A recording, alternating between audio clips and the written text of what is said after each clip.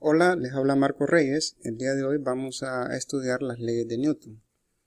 Vamos a comenzar con la primera ley de Newton.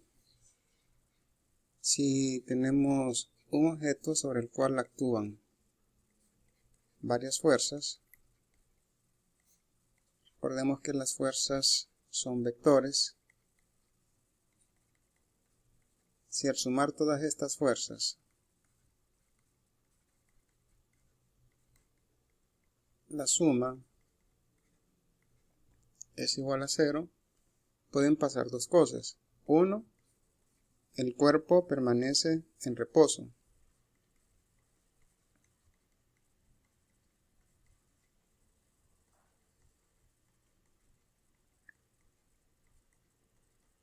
Permanece en reposo. Esa es una posibilidad. Y la otra es, si se mueve, se va a mover a velocidad constante. Si se mueve, lo hace a velocidad constante. Es muy importante que recordemos que no existe velocidad constante si una partícula se mueve sobre una curva. Eso solo es posible si se mueve sobre una recta. La velocidad constante. Entonces, esta es la famosa primera ley de Newton. Primera ley de Newton. Aquí, pues básicamente estamos hablando de equilibrio de traslación, así como está planteado. La fuerza en sí es una interacción que hay entre dos partículas y usualmente asociamos fuerzas de contacto cuando uno tira de una silla y la mueve, está haciendo una fuerza y hace contacto con ella, ahí tenemos una fuerza de contacto, pero existen también fuerzas que actúan a la distancia. Por ejemplo, si tenemos dos imanes y los acercamos, sentimos una fuerza de atracción o de repulsión y no hay necesidad de que estén pegados. A la distancia se siente esa fuerza. A esa se le llama fuerzas de campo. Podemos cargar objetos con carga electrostática y observar eso también.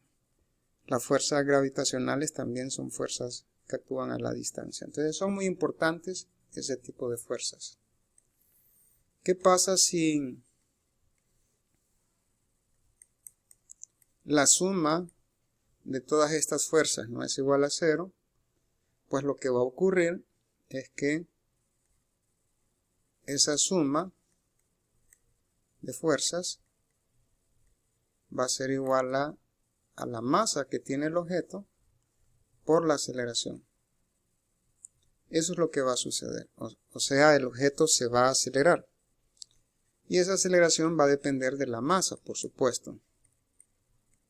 La suma de todas las fuerzas es la fuerza resultante. Fuerza resultante entre la masa. Bien, se ha introducido un nuevo concepto, masa. Desde el punto de vista del estudio del movimiento, la masa se define como una medida de la inercia que tiene el objeto. Y esto nos lleva a ese otro concepto, inercia. ¿Qué es la inercia? Es la resistencia a cambiar su estado de movimiento. Y cuando se habla de estado de movimiento, puede ser que esté en reposo o puede ser que se mueva. Básicamente, entre mayor sea la masa, más cuesta hacer que un objeto comience a moverse. O más cuesta que ese objeto se detenga. Y viceversa, ¿verdad? Si la masa es pequeña, es más fácil moverla. Entonces, la masa es una medida de la inercia que tiene el objeto. Así la vamos a definir en el caso mecánico. Y por cierto, las unidades de fuerza para la masa es kilogramo en el sistema internacional y aceleración es metros sobre segundo cuadrado. A esto es lo que se conoce como un newton. y se abrevia con la letra N. Por supuesto, hay otras unidades en otros sistemas. Por ejemplo, en el sistema inglés, la unidad de masa es slug. Slug. Esto lo podemos escribir así. Para la masa tenemos el slug en el sistema inglés, así que la fuerza sería un slug, que es la masa, por la aceleración, que es pie, sobre segundo cuadrado.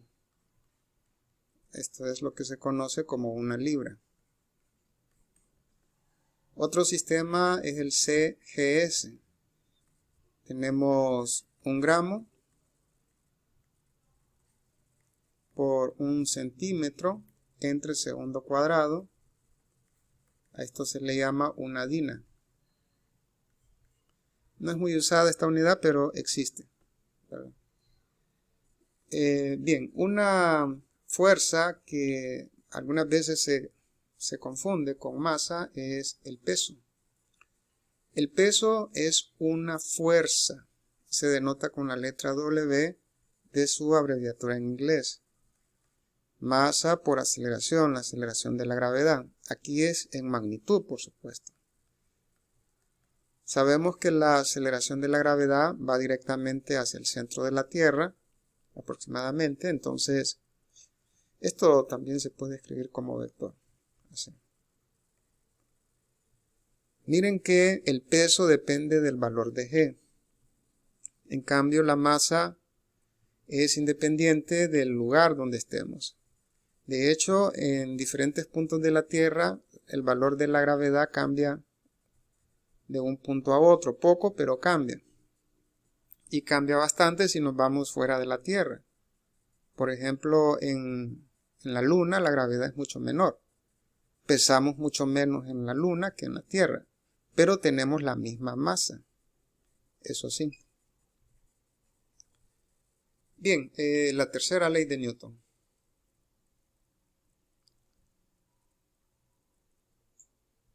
La tercera ley de Newton nos dice que para toda fuerza de acción existe una fuerza de reacción.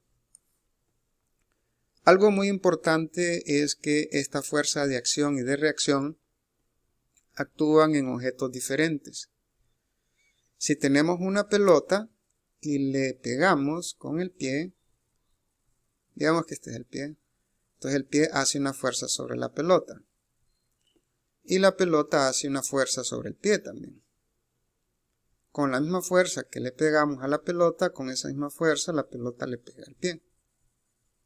Entonces, claramente una actúa sobre la pelota y el otro sobre el pie. ¿Son iguales? Sí. ¿Tienen la misma magnitud? Iguales en el sentido de que tienen la misma magnitud, pero miren, van en sentido contrario. Y ojo, actúan en cuerpos diferentes. Esa es la tercera ley de Newton. Bien, las leyes de Newton junto con los diagramas de cuerpo libre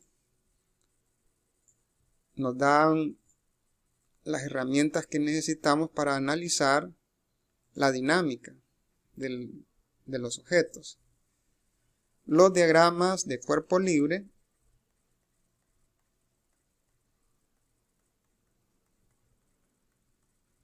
que los vamos a abreviar simplemente DCL, lo que representan son todas las fuerzas que actúan sobre un objeto de interés.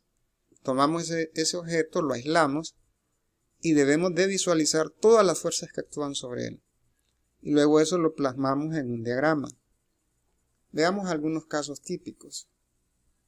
Si tenemos un bloque sobre una superficie, si nos concentramos en las fuerzas que actúan sobre el bloque, tenemos que la Tierra lo atrae directamente hacia abajo, siempre directamente hacia abajo, el peso. La superficie hace una fuerza sobre el bloque debido al contacto. Y esa fuerza actúa siempre perpendicular. Mucho ojo. Actúa perpendicular. Si nosotros rotamos la superficie, la fuerza sigue siendo perpendicular. Miren, se dibuja así. El peso sigue yendo directamente hacia abajo, aplomado, o sea, alineado con la vertical. En algunos casos puede ser que tengamos fricción. La fricción entre dos superficies surge debido a las irregularidades que hay en las superficies que están haciendo contacto, y eso provoca que se traben las superficies. Esa fuerza se opone al movimiento. Así que siempre vamos a poner la fuerza de fricción en dirección contraria al movimiento. Si este bloque tiende a moverse hacia abajo, entonces la fuerza de fricción la vamos a poner hacia arriba. Y en el caso específico de superficies, la fuerza de fricción va a ser igual a una constante, o sea, un número que no tiene unidades, por la normal. Vean que n, que es la normal, es una fuerza y al otro lado tenemos fuerza. Así que claramente nu, que es el coeficiente de fricción, no debe de tener unidades. Tenemos dos coeficientes dependiendo de la situación. Nu sub k, que es el cinético,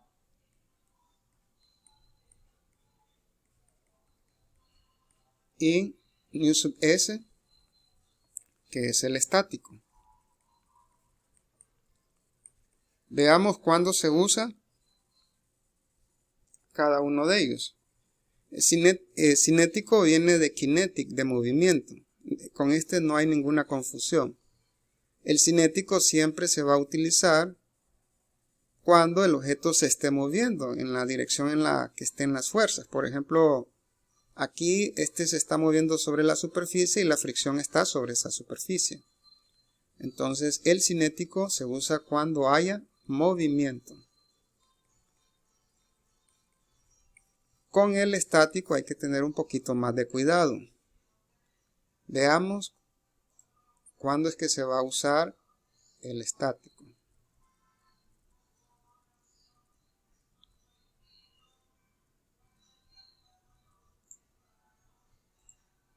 Bien, el coeficiente estático lo van a utilizar cuando se aplica la fuerza mínima necesaria para que comience a mover. O sea, el objeto está en reposo.